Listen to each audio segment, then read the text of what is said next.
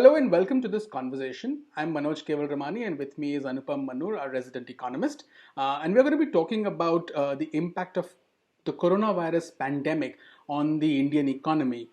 This is a part of a series of conversations that we'll be having in Takshashila, where we'll be trying to sort of decode the different aspects of the impact of this pandemic. And we're going to do the economy today.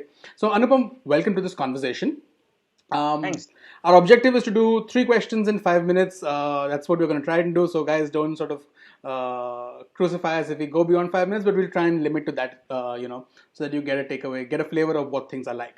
So, Anupam, the first question straight up: what has been the impact of this pandemic on the Indian economy? The IMF is saying that we'll grow at 1.9% this year. What does that mean? What's the impact? So there's a couple of things. I mean, this year itself, it could be 1.9%. The range could be something between 1.5% to 2.5%. But it's important to kind of remember and recognize that we went into the coronavirus crisis already with an economic crisis looming large. So our GDP growth had fallen massively to about 4.5%, which is unusual for an emerging country like India. We went into it with the banking crisis looming large again. So with all of that put together, I think we are particularly going to be hit hard. So that's the first aspect. So it could be 1.5 or 2.5%, we don't know, but in that kind of range. The second kind of important thing to think about at this is that the drop in GDP growth this year is only going to be the first order effect. But the second order effect is what is probably going to be a lot more important in the long run. And that is something to look forward to. I mean, not really look forward to, but look at and keep track of. Because remember, even the closest kind of thing that comes to mind is something like demonetization, which was an induced recession, right? So, much similar to what is happening now, we're inducing an economic recession, and the GDP growth didn't fall kind of immediately. Yeah. The effects were much more in the second and third kind of year afterwards. So that's what we've got to look out for. The third, I mean, what does it really mean in real terms, right? Yeah. For every 1% GDP growth that we achieve, it brings out about 2 million people out of poverty. So the fact that GDP growth is falling by 2 or 3% means that, each year we are losing out on bringing, let's say, 6 to 8 million people out of poverty. That's what the real impact is. Okay. So the government has already sort of tried to announce so there's been some messaging on the economy, right? You've had the Prime Minister said that in his first address he talked about a task force. After that, the Finance Minister announced a package of 1.76 lakh crore with details about essentially helping the hardest hit. What do you see is the impact of these measures and what the government has done so far? I think it's a good step. I mean, it was inevitable that we had to do it, but in the larger scheme of things, as I think anyone would say, it's not enough. I think even the government recognizes that it's not enough, but it's an important first step that we've got to undertake.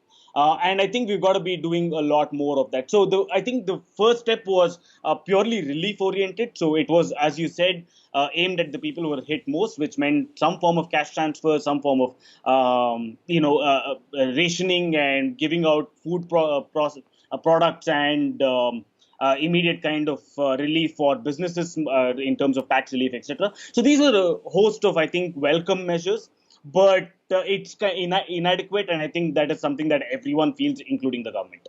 So, okay, so if this is inadequate, what should we be looking to doing? I mean, I'll give you an anecdotal example. Last night, I spent an hour and a half, and I spent an hour and a half talking economics with a friend on the phone.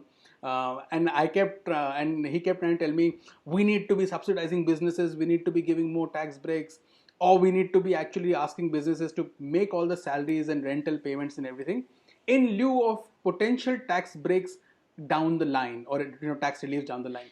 What's the long term plan? How should we be dealing with this long term? Because everybody's going to get hit.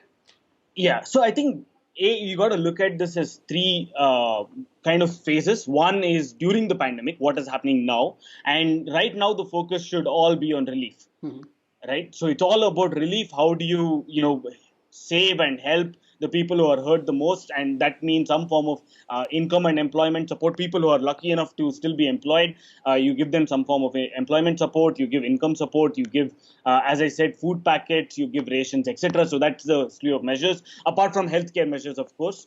But I won't go too deep into that. The second phase would be a form of rebound. So what do you make sure that what do you do in order to make sure that the economy starts going back to that normal path of growth? And there you will start having to look at, some form of revision and reform of the GST systems, some form of easing of tax compliance, probably extending tax compliance, making sure there's enough liquidity, for example, ensuring, so that means RBI also stepping up, but also giving tax breaks or creating a moratorium on taxes. So, give 6 months deadlines, extend the deadlines for tax payments, give moratorium on loans or interest payments. So, there's a whole host of measures that it can be done for helping businesses and individuals kind of thrive, at least rebound back in the second phase. And the third phase has to be purely looking at reconstruction and getting back onto a higher potential GDP growth than what we have now. And this, I think, the closest kind of parallel that comes in is something like the Great Depression that happened in 1929, or after what happened after World War II. There was massive efforts of complete reconstruction that happened in different economies after the Great Depression. In what happened in the US, for example, massive undertaking of investment and public expenditure in infrastructure, right? And that kind of saved the economy. And the things that were built in 1930s in the US, the expressways and the roads, still exist today and is serving. So that's the kind of long-term plans that even India should be looking at. So look at infrastructure spending, massive amounts of infrastructure spending, build roads, ports, bridges, all these forms of highways, networks, etc.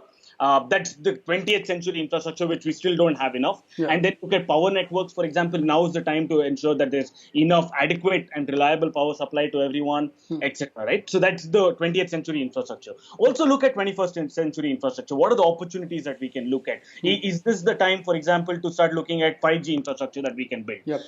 Is this the time to ensure that there's internet connectivity everywhere? Broadband, increase broadband and fiber optics, making sure that there's public Wi-Fi perhaps in certain cities, right? And then, of course, investment in human capital. Make sure that there is, this is the time we train doctors and teachers and engineers, etc., for the next generation. So that's a whole set of investment. And all of this is, long-term capital investment, capital expenditure investment. And this will do good for us in this thing. But simultaneously, you cannot run away from the fact that we have a banking crisis. So if you want the economy to get back on its thing, we need to spend a lot on fixing the banking crisis. So this is the range of things that we need to be looking at. Okay, so the long-term plan is begin with relief, look at rebounding, and then finally look at reconstruction.